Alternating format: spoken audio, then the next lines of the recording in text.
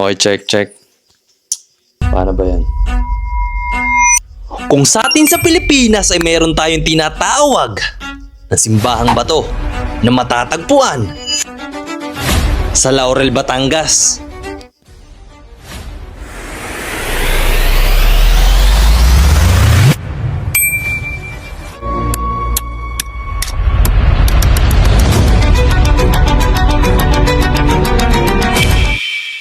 At dito naman sa atin sa Greece ay merong simbahan sa ibabaw ng bato.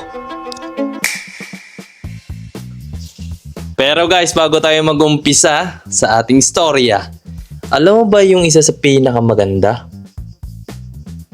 Ay yung mag-subscribe ka. Kung magugustuhan mo to, meron pa mga susunod tayong mga istorya.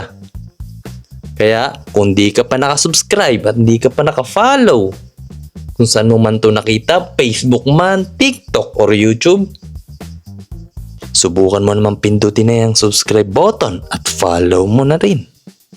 Paano? Simulan natin ang kwento nitong Lycabettus Hill dito sa Athens, Greece. Sa gitnang bahagi ng Athens, Greece, matatagpuan ang isang tanyag na burol na tinatawag na Lycabettus Hill. Sa unang tingin, isa lamang itong mataas na batuhan na nangingibabaw sa tanawin ng lungsod. Ngunit kapag narating mo ang tuktok nito, isang maliit ngunit kapansin-pansing simbahan ang sasalubong sa iyo.